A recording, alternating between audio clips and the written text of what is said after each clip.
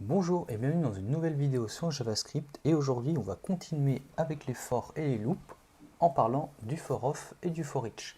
Alors j'ai écrit un tableau ici, j'ai fait un tableau de name, donc je vais mettre names plutôt, et je vais vous montrer quelle est la différence du coup entre un for classique et un for off. Donc le for off s'écrit de cette manière, for on ouvre les parenthèses, et en fait ce qu'on va rentrer c'est tout simplement du coup let name qui va être en fait on va l'attribuer à une seule entité du tableau, donc let name, donc au singulier, donc on a names, de du coup of names, tout simplement, et du coup on va parcourir donc chaque entité du tableau, hein, et on va lui attribuer la variable name, tout simplement. Donc ça évite d'avoir une variable de let i avec un 0 et devoir compter le nombre d'entrées dans le tableau et devoir le parcourir. C'est beaucoup plus simple à écrire.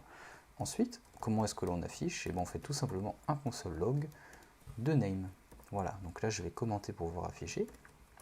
Et lorsque je charge, on voit bien que la totalité de mon tableau s'affiche. Flowdev, Pop, Logic, Adobe, Tool. Petite particularité sur le for off, c'est la difficulté à pouvoir afficher, par exemple si on veut afficher l'index. Là où on affiche seulement directement l'index comme vous voyez ici, dans notre cas de figure, on est obligé de prendre en fait la variable names, lui attribuer ensuite la fonction indexOf et directement du coup retirer directement, hop, là j'ai fait une erreur, je me suis trompé, indexOf, j'ai oublié le name, indexOf name du coup de la variable pour pouvoir afficher les index de chaque dans le tableau. Donc c'est un peu plus décrit, c'est un peu moins facile à lire quand on débute que tout simplement afficher la variable i. Ensuite, nous avons le for each, qui lui est carrément différent, puisqu'en fait, au lieu de parcourir du coup, d'avoir l'impression de compter en fait dans le tableau, et bien en fait on va faire une fonction. Donc on va faire names for each, qui est en fait elle-même en fait une méthode, et on va faire du coup fonction entre parenthèses et on va ouvrir les accolades.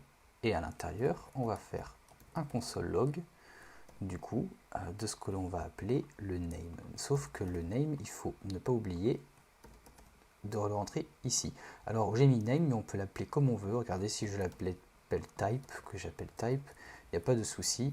On va bien afficher ce qui correspond. Alors là, j'ai encore j'ai le for off qui s'affiche, donc là il n'y a pas de souci. Bon, là je vais mettre name, mais du coup c'est vraiment ce que vous mettez ici qui va être passé. Voilà. Et l'avantage aussi du for each, c'est que l'on peut passer un index. Voilà, qui va ensuite nous afficher l'index de notre tableau, donc des cellules du tableau. Donc ça c'est plutôt intéressant. Alors ce qu'il faut savoir avec le for each, c'est que le for each, j'ai marqué ici, ne fonctionne uniquement avec des tableaux. Voilà, vous ne pouvez pas l'utiliser pour des variables string ou quoi que ce soit. C'est uniquement avec des tableaux que vous utilisez le for each.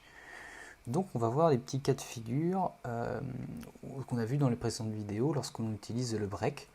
Si par exemple je veux faire if name est égal, du coup je vais mettre Adobe, voilà, je veux stopper du coup l'exécution du code. Donc je fais un break. Alors je vais pas faire ça, ce que je viens de faire là, j'ai fait une erreur ici. Donc je vais afficher, et là je vais commenter.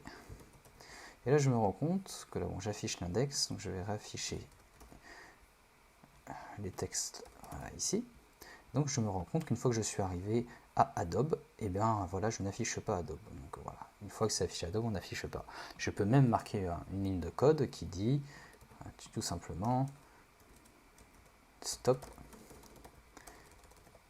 l'exécution. Wow. Tac. Stop l'exécution, pas de souci. Alors, est-ce que je vais faire la même chose maintenant avec un for each? Eh bien, c'est ce qu'on va voir maintenant. Donc, je vais du coup recopier la même chose ici. Je vais copier ici. Je vais commenter. Voilà. Et là, lorsque je le fais, syntaxe erreur, illegal break statement. En fait, pourquoi? C'est parce que on n'est pas vraiment en train de faire un loop. On utilise une fonction. On peut mettre un break à l'intérieur d'une fonction. On le peut mettre uniquement dans un loop, uniquement dans une boucle for ou du coup dans une boucle for off. Voilà. Ça, ce qu'il faut savoir, le break n'est pas utilisable dans ce cas de figure, dans le for each.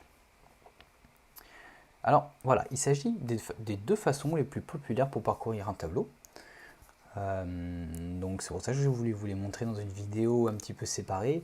Il en reste encore quelques-unes que l'on peut voir, enfin on le verra dans une prochaine vidéo. Il y a le for in et du coup il y a les loops qu'on appelle les while, du coup le tant que l'on verra dans une prochaine vidéo. D'ailleurs c'est l'objet de la prochaine vidéo, donc je vous invite à la regarder si elle est disponible au moment où vous la regardez aujourd'hui.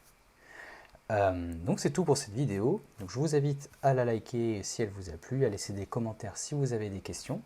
Moi en tout cas, je vous dis à bientôt dans une prochaine vidéo. Prenez soin de vous. À bientôt.